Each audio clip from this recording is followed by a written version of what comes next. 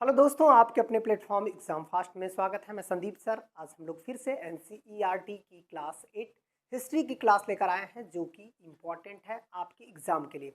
याद रखिएगा, आप पीसीएस दे रहे हैं या वनडे एग्जाम दे रहे हैं या किसी भी जो है शिक्षक संबंधी एग्जाम दे रहे हैं, सभी के लिए ये क्लास काफ़ी इम्पॉर्टेंट है। और किस तरह से अब हम लोग शुरू करते हैं कि इसमें क्या क्या जो है पॉइंट आपको पढ़ने हैं और कितने इम्पॉर्टेंट हैं। तो चलिए आज के सेशन की शुरुआत करते हैं। ये क्लास 8 की पुरानी एनसीईआरटी है, जिसमें लिखा है ब्रिटिश शासन का प्रशासनिक ढांचा कैसा रहा, यहाँ तक कि ब्रिटिश नीतियाँ कैसी रहीं और उसका प्रभाव हमारे पर कैसे पड़ा, कैसे हमारा जो है देश धीरे धीरे औपनिवेशिक व्यवस्था बन गया। ये बात होती है 1765 से जो है 1857 के बीच। याद रखना है कि 1765 से 1857 के बीच आप देखे होंगे कि सबसे बड़ी एक घटना होती है, जैसे 1757 में प्लासी का युद्ध, 1764 में बक्सर का युद्ध और 1765 में इलाहाबाद की संधि। इलाहाबाद की संधि बंगाल का एक गवर्नर बनता है और वह धीरे धीरे बंगाल के प्रशासनिक और आर्थिक दोनों ढांचों पर जो है इन्होंने क्या किया था, अपना एक पावर जमा लिया। और कैसे यहाँ के लोगों को जो है कंपनी अपनी प्रशासनिक ढांचा के माध्यम से कैसे लोगों को जो है भारतीय राजाओं को कमजोर किया, और उसका जो है नीतिगत विशेषताएं हम लोग देखेंगे इस पॉइंट में। तो अब देखिएगा, यहाँ पर है कि अंग्रेज को 100 साल से कम समय लगा जिन इलाकों में अंग्रेज का सीधा शासन स्थापित हुआ, वहाँ पर क्या हुआ, उसे 3 प्रेसिडेंसियों में बांट दिया गया। याद रखिएगा, यहाँ पर इन लोगों ने 3 प्रेसिडेंसियाँ कौन कौन सी थी, तो ये आपका बंगाल प्रेसिडेंसी थी, मद्रास प्रेसिडेंसी थी और बम्बई प्रेसिडेंसी थी। इसे आप देखेंगे 1773 रेगुलेटिंग एक्ट के तहत, जो रेगुलेटिंग एक्ट था 1773, इसमें किया गया कि ये दो दो प्रेसिडेंसी है, मद्रास और बम्बई, ये दोनों बंगाल के अधीन कर ली जाएगी। मतलब जो मुख्य जो शासन व्यवस्था है ये आपका किस पे था, बंगाल पे था। ठीक है, अब इसके बाद इन इलाकों में कब्जा किया, उन्हें प्रेसिडेंसियों में शामिल किया गया। 1853 ईस्वी में बिहार को पश्चिम क्षेत्र और बंगाल को प्रेसिडेंसी से अलग करके उसे प्रशासन से पृथक किया गया। इसका मतलब है कि इस तरह से पश्चिमोत्तर प्रांत का नाम दिया गया, मतलब कि एक अलग इकाई करके, और बाद में जो है पंजाब को भी एक नई इकाई बनाई गई। ब्रिटिश इलाकों को प्रशासन पूर्णतः कंपनी के हाथों में था, मगर कुछ समय बाद ब्रिटिश सरकार सीधे स्थापित कर ली। वो था 1857 का युद्ध, जिसमें ब्रिटिश क्राउन सीधे 1857 की क्रांति के बाद ब्रिटिश क्राउन सीधे भारत पे शासन करने लगा। इसका मतलब है ब्रिटिश संसद जो है सीधे भारत पे शासन करने लगी।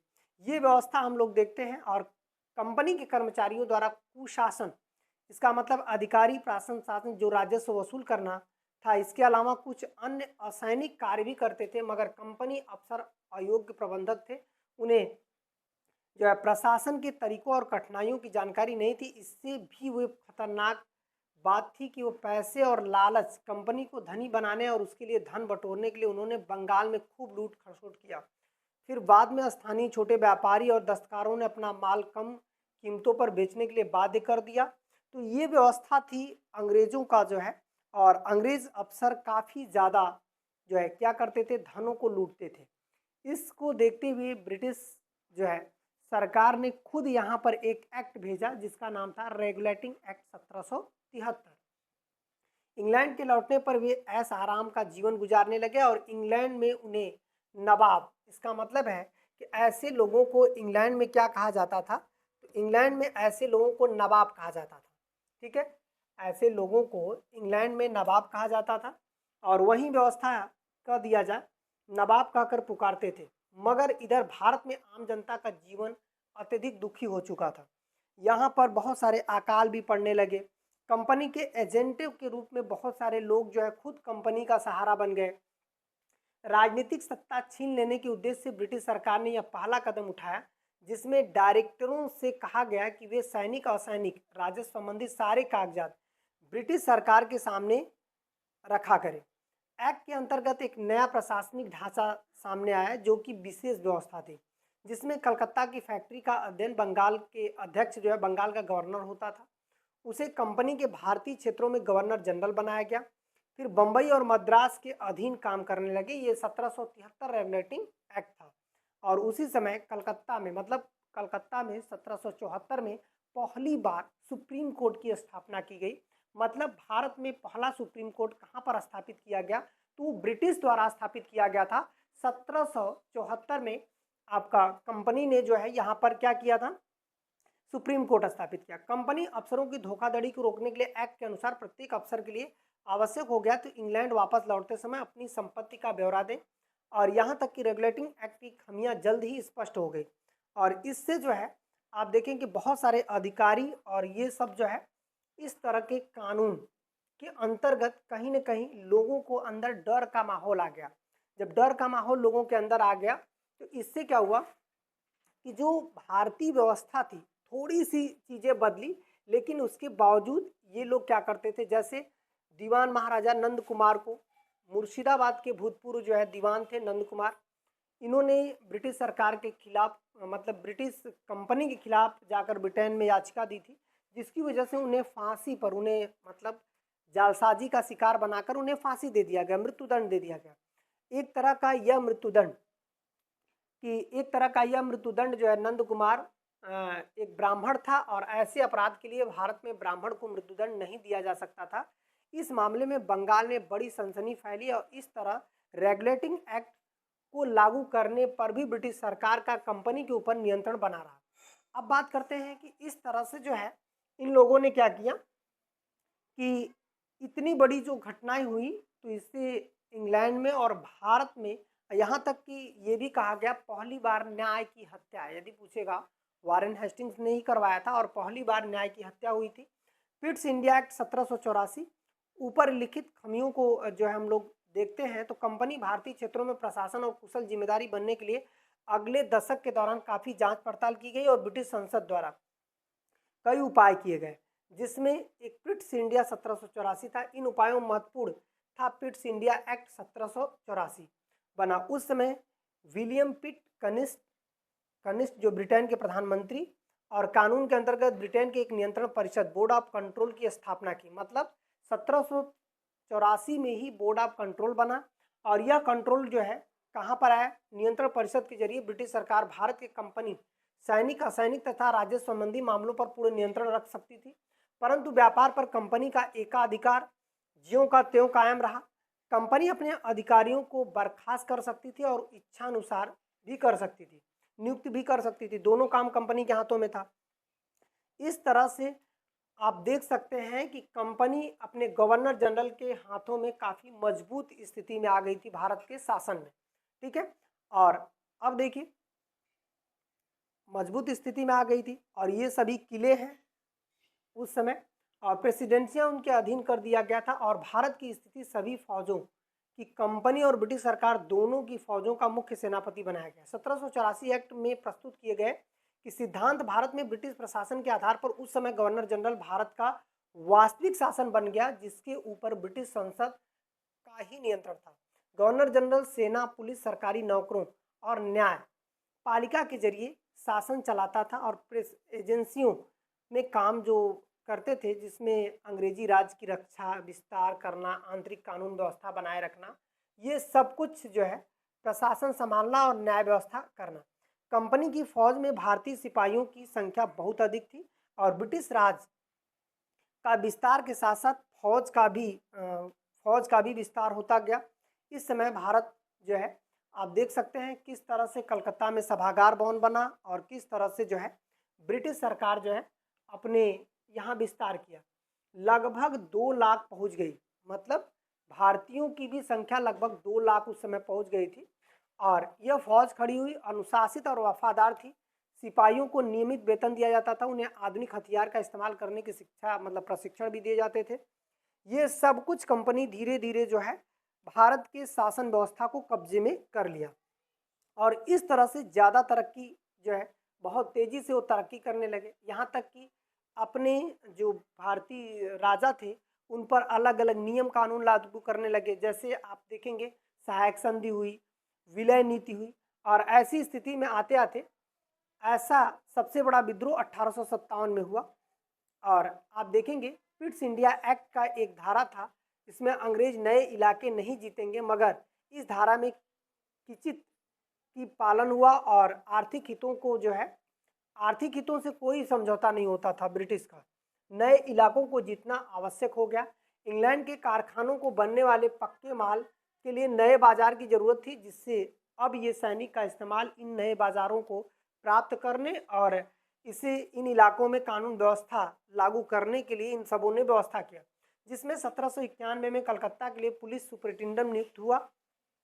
पहली बार पुलिस सुपरिटेंडेंट एसपी का जो पद आया था 1791 में कलकत्ता में, जिसमें आप देखेंगे पुलिस और एसपी, दरोगा, इन सब नए पदों का सृजन किसने किया था? तो लॉर्ड कॉर्नवालिस। इसका मतलब है कि ये भी क्वेश्चन आपके एग्जाम में पूछ सकता है कि चाहे वो एसपी का पद हो, पुलिस सुपरिटेंडेंट, ठीक है, और चाहे आपका पुलिस व्यवस्था हो, चाहे आपका दरोगा का पद हो, इन सब पदों के ये नए पदों का सृजन किसने किया था? तो ये किया था लॉर्ड कॉर्नवालिस। कॉर्नवालिस ने इन सब पदों का जो है सृजन किया था, कोलकाता में नियुक्त किए गए। और यहाँ तक कि अलग अलग ग्राम रक्षक, चौकीदार, पुलिस के व्यवस्था, कानून व्यवस्था, ये सब कुछ जो है इसी के अंतर्गत यूरोपवासियों ने जो है कर दिया। और फिर इसके बाद सिविल सर्विसेज का संगठन, ब्रिटिश प्रशासन में मजबूत चौखटे को भूमिका सिविल सर्विसेज की अदा की, और कंपनी के वाणिज्य अधिकारी भ्रष्ट थे, वे प्रशासन की जिम्मेदारी संभालने में अक्सर असफल थे। ऐसी हालत में क्लाइव और वारेन हेस्टिंग को कुछ नए कदम उठाने पड़े, मगर भारत में सिविल सर्विसेज की स्थापना वास्तविक श्रेय कॉर्नवालिस को जाता है, क्योंकि जो हेस्टिंग थे और ये क्लाइव थे, उन लोगों ने तो ऐसा नहीं कर पाया, लेकिन इन्हें जाता है, और उन्होंने प्रशासन, वाणिज्य, राजस्व व्यवस्था, इन सब की नींव रखी थी।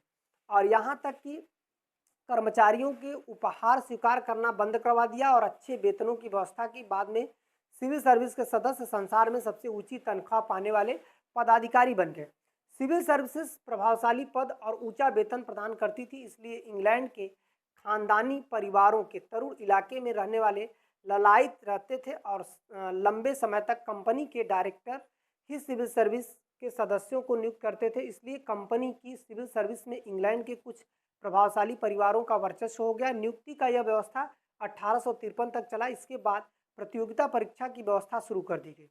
इसका मतलब है कि ये सभी जो है 1853 में, पहले क्या था कि डायरेक्ट नियुक्त होती थी, यह नियुक्ति कहाँ होती थी? इंग्लैंड में होती थी, लेकिन 1853 में जाते जाते यह प्रतियोगी परीक्षा के रूप में उनकी नियुक्ति प्रारंभ हो गई। भारतीयों को सिविल सर्विसेज के सदस्य बनाने की अनुमति नहीं थी। दरअसल वह 1793 में यह नियम बना दिया गया 1793 में कि 500 पाउंड या इससे अधिक वेतन पाने वाले जो है, इससे अधिक वेतन पाने वाले पदों पर भारतीयों की नियुक्ति नहीं की जाएगी। इसका मतलब है कि वो 500 से ज़्यादा वेतन पाने वाले जो सिविल सर्विस नियुक्त होते थे, इसका मतलब भारतीय नियुक्त नहीं होते थे। न्याय व्यवस्था, इंजीनियरिंग तथा अन्य सेवाओं के लिए भारतीय इसी तरह प्रतिबंधित लगा दिया गया। न केवल ईस्ट इंडिया कंपनी बल्कि ब्रिटिश समाज के समूचा उच्च वर्ग अपने भारतीय उपनिवेश से लाभान्वित होना चाहता था। वे नहीं चाहते थे कि वे भारतीय उनके प्रतिद्वंदी बने। प्रशासन की जिम्मेदारियां बढ़ती गई, तो यह महसूस किया गया कि सिविल सर्विसेज के सदस्यों को भारत की शासन व्यवस्था, समाज व्यवस्था, भाषाओं तथा परंपराओं से भली भांति परिचित होना चाहिए। सिविल सर्विसेज में प्रवेश पाए तरुणों को इन विषयों की शिक्षा देने के लिए 1801 ईस्वी में कलकत्ता में कोर्ट विलियम कॉलेज शुरू हुआ। बाद में इसी प्रयोजन से इंग्लैंड में ईस्ट इंडिया कॉलेज की स्थापना हेलीबरी में हुई, और ब्रिटिश भारत में कमोवेश पहले की सरकारों की तरह ही जिलों में बांटा गया। हर जिले में राजस्व वसूली का एक कलेक्टर, कानून व्यवस्था बनाए रखने के लिए मजिस्ट्रेट और न्याय व्यवस्था, ये सब कुछ जो है धीरे धीरे बन गया। और फिर इसके बाद भारतीय जो सरोकार थे उनके अधीन काम करने लगे कर्मचारी। सिविल सर्विसेज के सदस्यों का मुख्य उद्देश्य था कि ब्रिटिश हितों की रक्षा करना, और भारतीयों को नज़दीक जाने से उन्हें कठिनाइयाँ हुई। और न्याय व्यवस्था यदि देखा जाए तो ब्रिटिश काल में कानून एक सर प्रशासन और कानून एक निश्चित नियम कानून होते थे और शासन शासित दोनों इनका पालन करना आवश्यक होता था। सरकार देखती थी कि नियमों और कानून का कोई उल्लंघन न करे। इस तरह से न्यायालय की स्थापना की गई।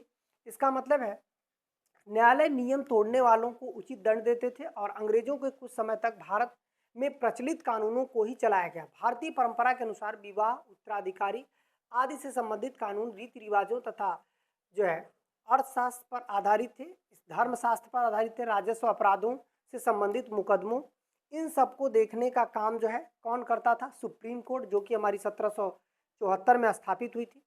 भारतीय जनता 1781 ईस्वी में एक एक्ट के जरिए अंग्रेजों को कानून का प्रयोग सिर्फ तक सीमित कर दिया गया, मगर बदली हुई परिस्थितियों में भारतीय प्रजा के लिए सुनिश्चित कानूनों की आवश्यकता महसूस हो गई। इस आवश्यकता के लिए 1793 में बंगाल रेगुलेशन एक्ट बना, जिसके अनुसार न्यायालय में भारतीयों के निजी जो है मालिकी अधिकारियों के बारे में फैसले होने लगे। इस रेगुलेशन में काफ़ी हद तक हिंदुओं और मुसलमानों के वैयक्तिक कानून को शामिल किया गया।